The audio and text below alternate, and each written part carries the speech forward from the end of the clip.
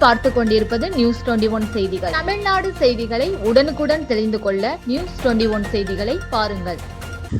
கரூரில் பாரதிய ஜனதா கட்சி சார்பில் நடைபெற்ற கண்டன ஆர்ப்பாட்டத்தில் நிச்சயம் பாகிஸ்தான் மீது போர் தொடுக்கப்படும். மாநில துணைத் தலைவர் வி.பி. துரைசாமி கரூரில் பேச்சு.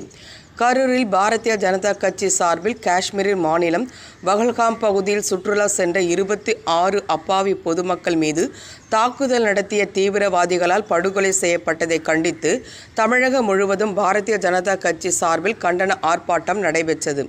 அதனைத் தொடர்ந்து கரூர் மாவட்ட பாரதிய ஜனதா கட்சி சார்பில் கரூர் தலைமை தபால் நிலையம் முன்பு நடைபெற்றது. இந்த ஆர்ப்பாட்டத்தில் மாவட்ட தலைவர் வி. செந்தில்நாதன் தலைமையில் நடைபெற்ற இந்த கண்டன ஆர்ப்பாட்டத்தில் மாநில துணைத் தலைவர் வி.பி.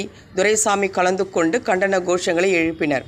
அதனைத் தொடர்ந்து செய்தியாளர்களை சந்தித்த மாநில துணைத் தலைவர் வி.பி. துரைசாமி கூறுகையில், மத்திய அரசு தீவிர ஆலோசித்து அவசரப்படாமல் அப்பாவி பொதுமக்கள் பாதிப்படைவதற்காக எடுத்த முடிவல்ல. மேலும் தொடர்ந்து பாகிஸ்தான் மீது பல்வேறு தடைகள் விதித்து வரும் நிலையில், நீர் போக்குவரத்து போன்ற பல்வேறு பொருளாதார தடைகளை விதித்து வரும் நிலையில், வெகு விரைவில் இந்தியா நாட்டு மக்கள் எதிர்பார்க்கின்ற போர் நிச்சயமாக தொடுப்பதற்காக தயாராக இருக்கிறோம். மத்திய அரசும் தயாராக இருக்கிறது என்றார். இந்த கண்டன ஆர்ப்பாட்டத்தில் மாநில மாவட்ட நிர்வாகிகள் மற்றும் ஏராளமான பொதுமக்கள் திரளாக கலந்து கொண்டனர். நியூஸ் 21 தமிழ்நாடு செய்திகளுக்காக சதீஷ்.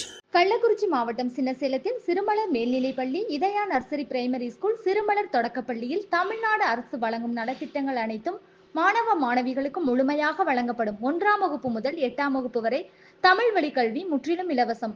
10ஆம் வகுப்பு, 11ஆம் வகுப்பு, 12ஆம் வகுப்பு மாணவிகள் 450க்கும் மேல் மதிப்பெண் எடுக்கும் மாணவ மாணவிகளுக்கு 50% கல்வி கட்டண சலுகை உண்டு. தரமான கல்வி, வளமான எதிர்காலம். மாணவ மாணவிகளை எம் பள்ளியில் சேர்க்க முந்துங்கள். மாணவ மாணவிகளின் படிப்பிற்கும் ஒழுக்கத்திற்கும் 100% வெற்றி உறுதி.